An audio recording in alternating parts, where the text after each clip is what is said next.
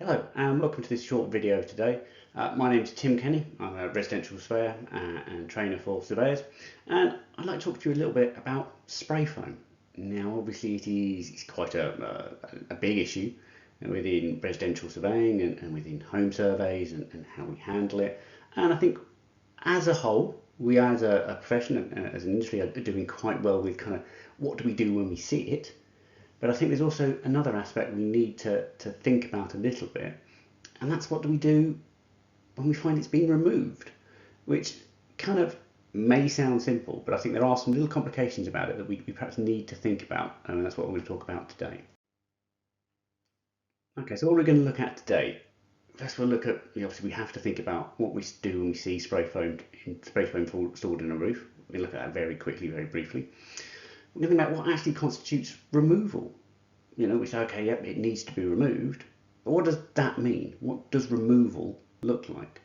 We're also going to think about what risks might remain once it's been removed. And then also we're going to think about what the lenders kind of currently think about it. I'm going to say I'm not a valuer, but obviously, keep an eye on these things, speak to valuers, and I do understand, some of the elements that are happening within that space right now. So first up, we've got a roof. Spray foam is present.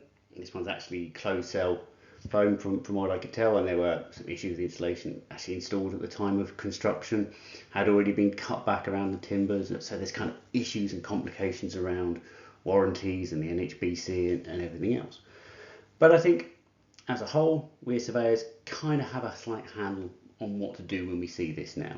We can either, obviously, if we are competent and able to do so, we can apply the PCA protocol, the Property Care Association Spray Foam Protocol, which gives us a framework for assessing the quality and the condition of this installation, tells us what paperwork we need and how we can, judge the risks. It's not giving certainty, but it's allowing us, giving us a framework to assess the risks of that installation. Now, obviously, that's not to say that every surveyor carrying out a home survey needs to apply that protocol. If you're not competent to do so, that's absolutely fine. That's not a requirement. And if so, you'd obviously pass it on to a specialist who can assess it within that framework. The alternative, obviously, is to say, yeah, it needs to be removed. And that's not a bad thing to say. I'm not going to suggest that that's wrong. Each situation is different, and how each surveyor has to assess it is always going to be different. But on the whole, we kind of know, there's certain risks and concerns, and there's concerns over the timber and the harm that can be caused, and how lenders view these installations, even the kind of the effectiveness of some of these installations. So we're aware of all that, and I think we're doing a good job of really dealing with that side of it within our industry. But of course, if we are saying this stuff needs to be removed, what does that mean? What does that look like? Is removal enough to remove the harm and the risk? What does it really mean to remove it? And I thought I'd kind of just share this example of a property that I inspected relatively recently. 1930s build, relatively large, detached property. Obviously, at some point, someone had gone up there with a spray gun and filled this roof space with, again, what I believe to be a closed cell expanding foam. Obviously, by the time I was there, that had been removed and the whole roof covering had been replaced. You can see a nice new sulking membrane there, new tiles on the outside. So somebody has obviously identified the problem and said, okay, yep, you need to do this. You need to remove that foam to remove the risk to the timbers. You need to remove that foam to ensure that this property is mortgageable. And that's what's been done. And obviously then I've come along as a surveyor acting for my client who's buying this property, and this is kind of what I see. And to some extent I have to make a judgment.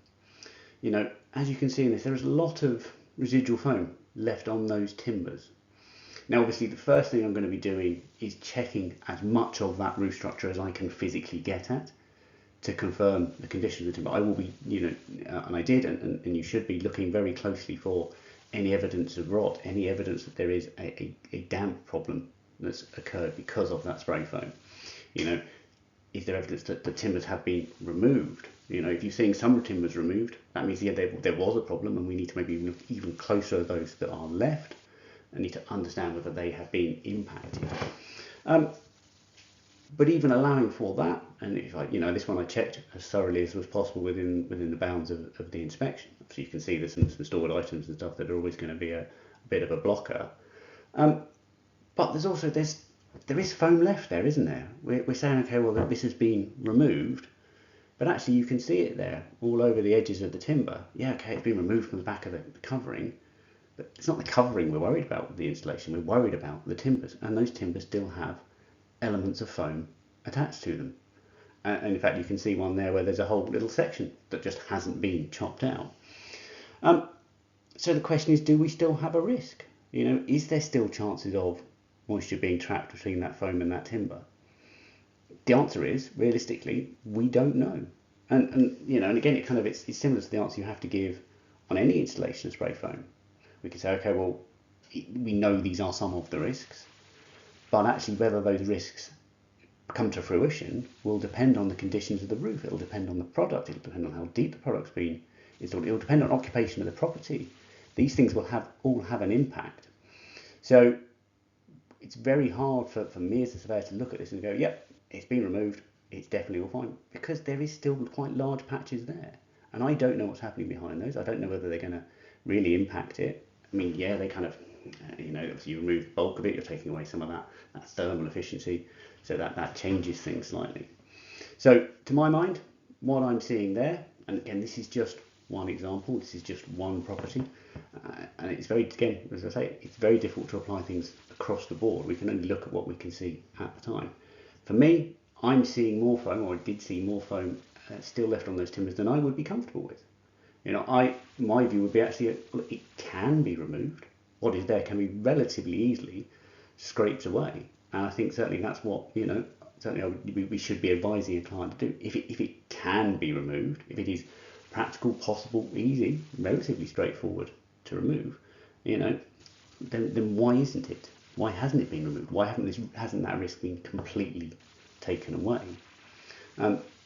You could almost argue that removing what's left is fundamentally a DIY job if done with care. So why are we expecting that risk to be carried by our client who's coming in and taking that property? So yeah, I wouldn't expect them to be completely clean, not sort of sanding everything down and making sure every scrap of foam is gone. But certainly where I'm seeing these kind of large patches, where clearly they've just cut off the bulk of it, but they haven't really bothered to really scrape back, made any effort to scrape back on those timbers, that to me is not enough. I want to see more done to protect the interests of my clients, and if the seller's not willing to do it, then my client needs to do that once they move in. I say you can even see there's a whole little patch there that hasn't been taken away, so that's obviously got to be a concern. And obviously thinking about it, in terms of what a lender will accept, conversations I've had with valuers is, yeah, okay, lenders like to see it removed, and some of them are happy if there's been removal and a replacement of the covering, which obviously has been done here. But actually, which kind of makes sense. Okay, we've done that. We've taken the covering off. We've stripped back everything we can. But as I said at the beginning, it's not the covering we're really worried about in terms of the revenue. It's the timber, and the timber's all been left. Okay, that's where our concern is. So, a lender might actually be happy with this, or some lenders will have different policies and will say, actually, no, we're not happy at all. And some lenders would look at this and go, yeah, we're absolutely happy. And obviously, it's down to valuers to understand the requirements from those lenders, and I hope that at some point we get a little bit more consistency and guidance and firm determination on what actually constitutes a removal. But for me, simple principle is, well, there's a risk, and it can, there could be a risk, and it can be dealt with relatively simply. So quite straightforward, that needs to be done, and that's how I approached it, and that's what I would tell my client. Unless it is done, there is still going to be a risk to them. There's still going to be a risk that they could try and sell the property and the lender will turn it down because there is spray foam attached. We have to be aware of that, and we have to advise them of that, and that's kind of how I'm treating things at the moment. Now obviously if I saw a lot more effort made, if I saw these timbers looking a little bit cleaner, just that there was no chunks, just that residue, then my advice probably would have been different. But again, we need to assess each one as it is. Hopefully that's useful for you guys. If you want more or need to ask questions, please do chuck it in the comments, or obviously subscribe for further videos. Thank you very much.